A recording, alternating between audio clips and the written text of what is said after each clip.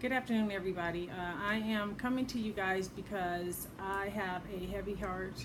There's a lot of stuff that's going on in our community, stuff that's always been happening, but um, I am afraid, and I don't know the conversation that I'm supposed to have with the people in my community or even my own children. Yesterday, I watched a video of an African American male that was a behavioral therapist doing his job, trying to comfort and talk to a patient of his that has autism, and he was shot. Hands in the air, clearly visible that he had no weapons on him. He actually stated that he was more afraid for the gentleman that he was trying to help because he had a toy in his hand and his hands weren't up in the air. So he had no reason to believe that he would be shot. And he was, complying with everything that law enforcement asked him. So I'm coming to you because I have friends that have spouses or sons or fathers that are in law enforcement. I have friends that work for LAPD. My son wants to go into law enforcement.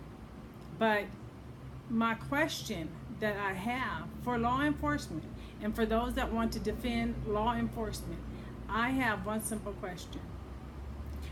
What do we tell our boys? What do we tell our young men? What do we tell our husbands and our fathers when they're pulled over and they see that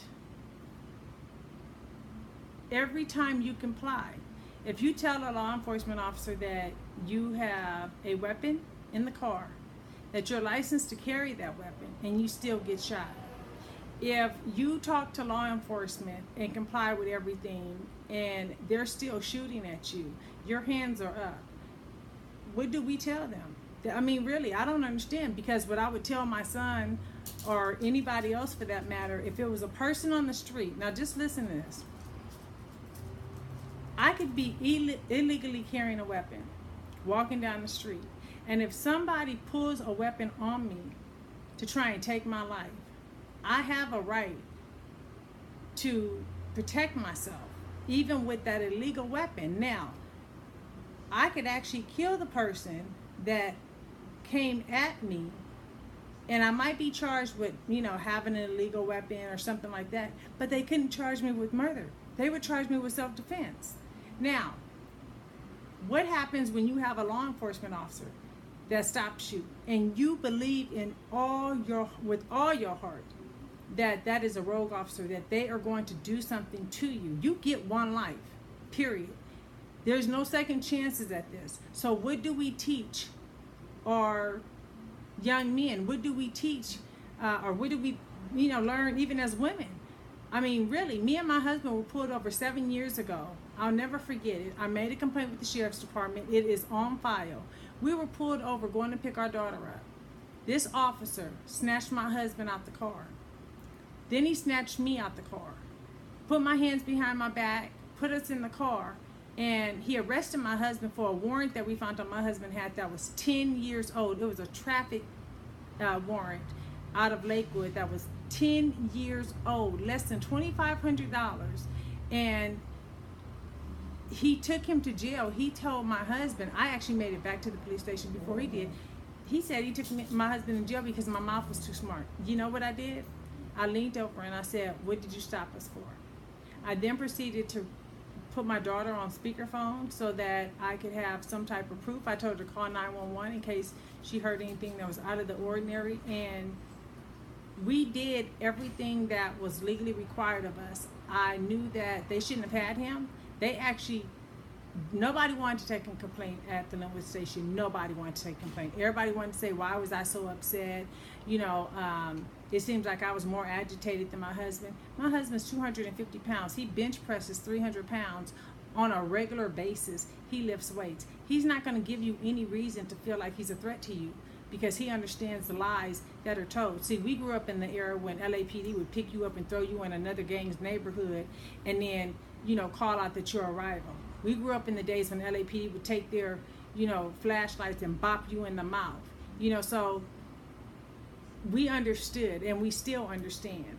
But now it's becoming blatant. We thought by having cameras, I bought a camera to put in my car because of that, because the sheriff's department would patrol around here, flashlights into oncoming traffic to block your line of vision for no reason. When I called down to the Linwood Sheriff's Department to file a complaint about that, to speak to, I've asked them, I'm a property manager, come over here, introduce yourself to me. Let me know exactly, I grew up when if the police officers weren't beating you up, as a kid, you were happy to see them coming because they used to give out baseball cards and things like that. So I am really, really lost as a mother on what it is I'm supposed to teach my children, because we teach them to obey the laws, but we also teach them that you have rights. You have the right to bear arms.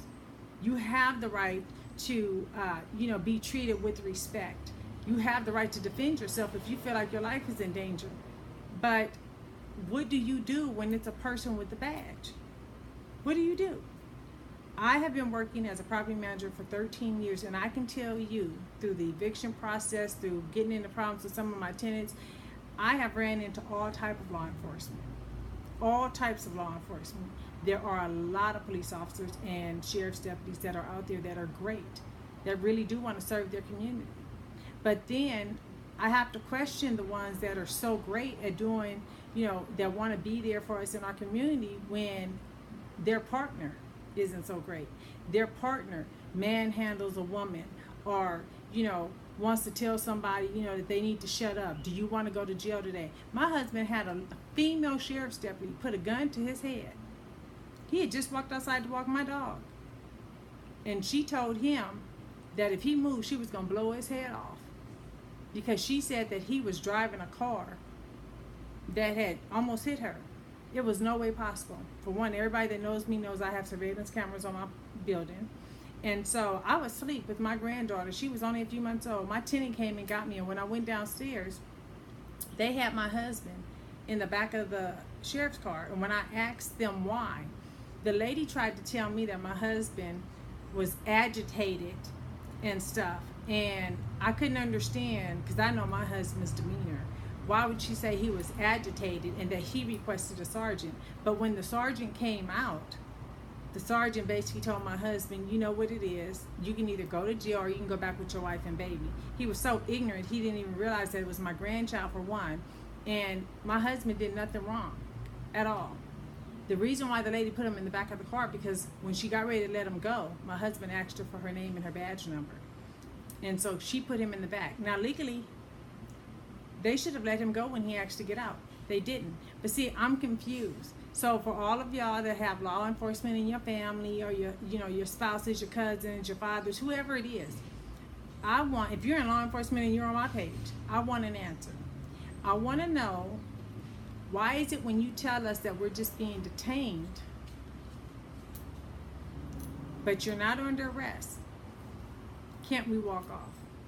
Why is it when we ask for your name and your badge number, if you're not doing anything wrong, you get so agitated? Why is it that if we have a legal right to not get out the car, you get mad and there's 4 or 5 cars? I'd like to know the answer to all these questions. Tell me, as you're speaking to your child, what would you tell your child when it comes down to how to protect yourself? What do you tell your kid when they get pulled over? They see videos every day of people complying with law enforcement, but they still get shot. So when do I have a right as a parent to tell my son, you only get one life? I'd rather have you judged by 12 than carried by 6 all day long. This world, in the United States of America, where the most use of deadly force is creating a barrier. You're creating the atmosphere to where it's going to explode. Because I'm not going to take kindly. I don't want to have my son's name on a shirt or my daughter's name on a shirt. I don't want to try and go to Congress to get them. Congress don't even listen to our president. I sit up here and I think about everything that they're doing with the Barack Obama. Think about it. We've had more mass police shootings with our president in office, an African American president in office, right when the end of his term. Something doesn't sound right about that. Not at all. It stinks to high heaven. I think that you guys are trying to create an atmosphere so that you can go and call martial law. I think that a lot of people are out there and you're trying to create a race war, whether it's blue against black, which you know what I mean, law enforcement against the minority community, whether it's Hispanics against African Americans. We are in dire straits here, and I am serious when I tell you my heart aches. I don't know what to tell my son. He is 22 years old, a law-abiding citizen. We own handguns, we own shotguns because I have a right to bear arms. I have that in case I need to defend my family. But how do I, as a parent, feel comfortable that if my son goes out and gets pulled over, and I have a camera in my car recording, and he's using an app that I use called Bamboozer to record, that all we're going to do is be capturing his death on video because nothing's going to happen? How is it that the officer that shot this man yesterday is not sitting in jail right now? Why is it that law enforcement gets off every single time? I need an explanation.